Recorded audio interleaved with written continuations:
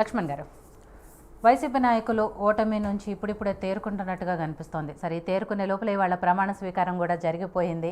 సరే, ఓటమికి కారణాలు ఏంటి అనేది పార్టీలో ఇంటర్నల్గా మీరు ఎలాగో చర్చించుకుంటారు కాబట్టి దాని జోలికి నేను వెళ్ళాను. బట్ ఇవాళ జరిగిన ప్రమాణ స్వీకారం కానివ్వండి, ఆ మంత్రివర్గ కూర్పు గురించి కానివ్వండి, ఏమనిపిస్తోంది మీకు? గుడ్ ఈవినింగ్ అమ్మా అందరికీ. ఈ రోజున ప్రమాణ స్వీకారం చేసినటువంటి చంద్రబాబు నాయుడు గారికి, పవన్ కళ్యాణ్ గారికి, అదే కూటమిలో ఉన్నటువంటి మంత్రివర్గానికి అందరూ కూడా హృదయపూర్వక అభినందనలు, శుభాకాంక్షలు తెలియజేస్తున్నాం. ఈ రోజున బీజేపీ వాళ్ళు అవనియండి, టీడీపీ వాళ్ళు అవనియండి, జనసేన పార్టీ వాళ్ళు అవనియండి, ఎవరైనా గెలిచే సంబరాలలో, గెలిచే విధానంలో ఖచ్చితంగా మనం ఎదుటి వ్యక్తులకి సూక్తులు అన్నీ చెప్తూ ఉంటాం. ఎందుకంటే ఓడుకున్నప్పుడు ఎందుకు ఓడిపోయామని సమీక్షించడం కన్నా గెలిచినప్పుడు ఖచ్చితంగా మనం ఎదుటి వ్యక్తులకి సలహాలు ఇవ్వడంలో అందులో ఎటువంటి ఈరోజు మనం చూస్తే నరేంద్ర మోడీ గారు వచ్చారు కూటమిలో భాగంగా.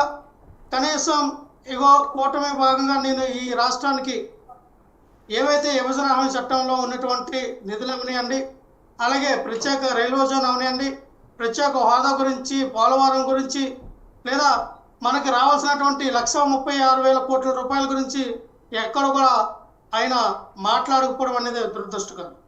నేను వచ్చాం, ఖచ్చితంగా మేము అండగా ఉంటాం. ఆంధ్రప్రదేశ్కి ఎన్ని నిధులు కావాలంటే అన్ని నిధులు ఇస్తాం. ఈ 5 సంవత్సరంలో పోలవరాన్ని పూర్తి చేస్తాం. ఎక్కడైతే విశాఖపట్నంలో ఉన్నటువంటి మరి ఉక్కు కేంద్రం ఏదైతే విశాఖ ఉక్కు ఉందో దాన్ని ప్రైవేటీకరణ చెయ్యము అని ఇవన్నీ వాగ్దానాలను కూడా చేస్తుంటే బాగుండేది. ఎందుకంటే చాలామంది ఆంధ్రప్రదేశ్ ప్రజలందరూ కూడా మోడీ గారు వచ్చారు, చాలా నిధులు కానీ ఇవి కానీ మనం ప్రకటిస్తారని అందరూ ఎదురు చూశారు. కానీ ఎక్కడ కూడా అటువంటి ప్రకటన చేయకపోవడం దురదృష్టకరం. ఈరోజు చూస్తే చిరంజీవి గారిని, రజనీకాంత్ గారిని, సినిమా ప్రముఖుల్ని, అలాగే చాలా పెద్ద పెద్ద వాళ్ళని పిలిచారు.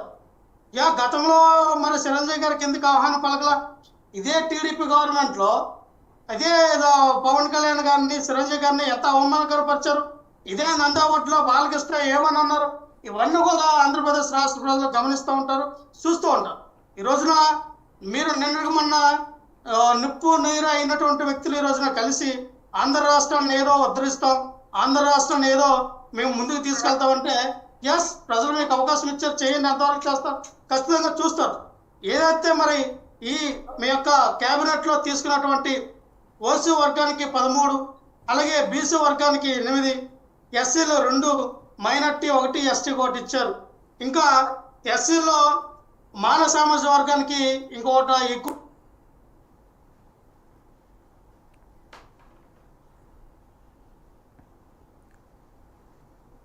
లక్ష్మణ్ గారు పడుతుందా? ఇప్పుడు వస్తుంది, చెప్పండి. కాల్ వచ్చిందండి, ఫోన్ కాల్ వచ్చింది. అయితే నన్ను ఖచ్చితంగా మంచి కూర్పే, అందులో ఎటువంటి డౌట్ లేదు. సామాజికంగా అన్ని రకాలుగానే మంచిగానే తీసుకున్నారు.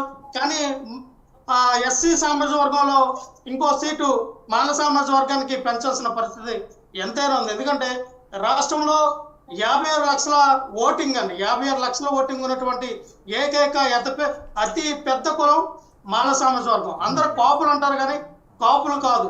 కాపులు అక్కడికి వచ్చేసరికి చెట్టు వలస, ఒంటరి, తెలగా వీళ్ళందరినీ కలుపుకొని చెప్తారు.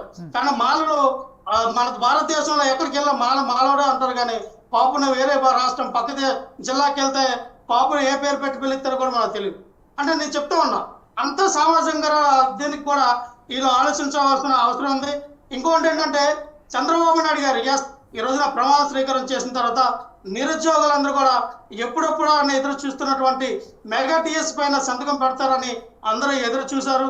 కానీ ఈ రోజున మరి చంద్రబాబు నాయుడు గారికి మరి ఈ పెన్నులో సరిగ్గా లేదంట, అయిపోయిందంట. పాపం ఆయనకి కొత్త పెన్ను కొనిసిస్తే బాగుండేది, సంతకం కూడా పెట్టేసి ఇచ్చేవారేమో. లక్ష్మణ్ గారు దానికి సంబంధించి క్లారిటీ ఇచ్చారు. మొదటి సంతకం ఏదైతే మెగా డిఎస్సీ మీద పెడతామన్నారు. నేను మాట్లాడుతున్నాను, వాళ్ళు కాదు. లక్ష్మణ్ గారు, మొదటి సంతకం కూటమి అధికారంలోకి రాగానే మొదటి సంతకం నేను ఇచ్చినటువంటి ఈ యొక్క పెన్నుతోనే ఆయన సంతకం పెడతారని ఆవిడ చూపించడం జరిగింది. పాపం ఈవిడ సమయానికి ఆ పెన్ను తీసుకెళ్ళి చంద్రబాబు నాయుడు గారికి ఇవ్వలేదేమో అందుకే ఆయన సంతకం పెట్టలేకపోయాడు. లక్ష్మణ్ గారు ఒక్క నిమిషం మాట్లాడండి. మీరు ఒక్క నిమిషం అండి, ఒక్క నిమిషం. లక్ష్మణ్ గారు మెగా డిఎస్సి మీద తొలి సంతకం ఖచ్చితంగా ఏ రకంగా ఆంధ్రప్రదేశ్ రాష్ట్రాన్ని వీళ్ళు ఇచ్చినటువంటి ఆచరణ సహజం కానటువంటి హామీలని ఏ రకంగా ముందుకు తీసుకెళ్లి ఈ ఆంధ్రప్రదేశ్ రాష్ట్రంలో సంపద క్రియేట్ చేస్తారో, సంపదలని సృష్టిస్తారన్నారు కదా, ఏ రకంగా ఎక్కడ భూములు తవ్వి సంపద క్రియేట్ చేస్తారో చూద్దాం. ఎందుకంటే సంపద క్రియేట్ చేయడం అంటే అదేదో వరిసేన కాదు, పాడి పంట కాదు, విత్తనాలు చల్లితే మన తిరిగి మా రెట్టింపుల్లో మనకి ధాన్యాల బత్తాలతో రావడానికి ఏ విధంగా వీళ్ళు పెట్టుబడులు అంటే సంపదని క్రియేట్ చేస్తారు రాష్ట్ర ప్రజలు చూస్తారు.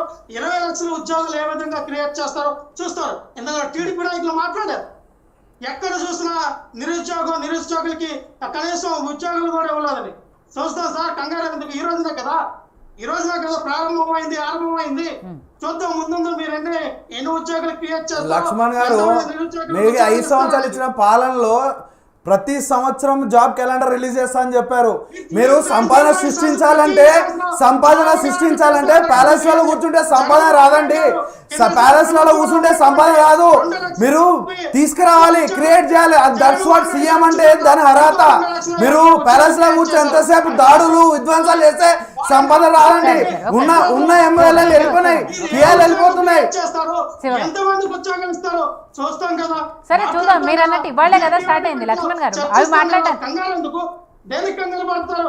మీరు కంగారు పడకూడదండి, శాంతించండి. ఇంకా మీరేం పనిలో ఇంకా ప్రారంభించారు.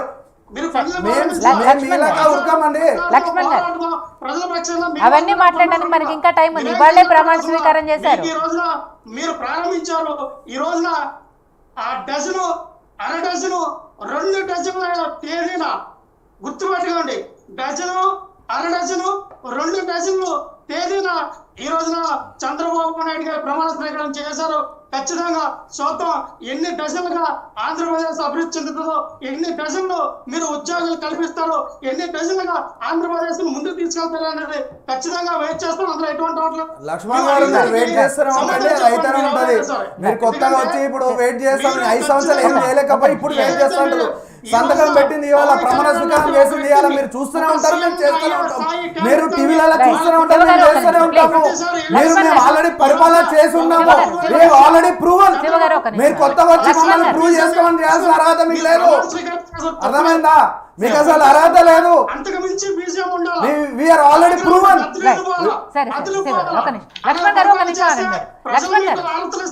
లక్ష్మణ్ గారు ప్లీజ్ ఒక నిమిషం.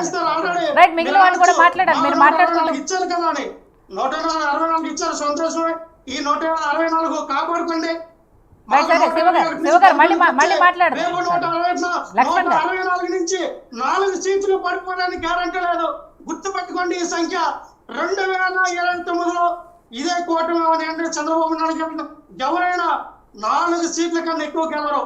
అందులో ఎటువంటి డౌట్ లేదు. సరే లక్ష్మణ్ గారు, ఆ విషయాలన్నీ మళ్ళీ మాట్లాడదాం. ఒక నిమిషం లక్ష్మణ్ గారు, మీరు అన్నట్టు చంద్రబాబు గారు మెగా డిఎస్సీ మీద సంతకం పెట్టడానికి వాళ్ళ పెన్నులు ఇంకా అయిపోయిందో కొత్త పెన్నులు ఏదో కాదు. రేపు సాయంత్రం ఆయన 4:45కి బాధ్యతలు స్వీకరించిన తర్వాత మొదటి సంతకం మెగా డిఎస్సీ మీద, రెండో సంతకం ల్యాండ్ టైటిలింగ్ చట్టం రద్దుకు సంబంధించి, అండ్ మూడో సంతకము దేని మీద ఉంది ఇందాక పింఛన్ 4,000కి సంబంధించి, దాని మీద 3 సంతకాలు ఆయన రేపు బాధ్యతలు స్వీకరించిన తర్వాత చేస్తారు. దానికి పెన్నుకి సంబంధం లేదు. పెడతారనే చెప్తున్నారు లక్ష్మణ్. ఏదైతే సూపర్ 6 హామీలు, అలాగే ప్రధానమైనటువంటి 25 హామీలు, వాళ్ళు ఇచ్చినట్టు హామీలు తోచని చెప్పకుండా ప్రతిదీ కూడా అమలు పరచండి.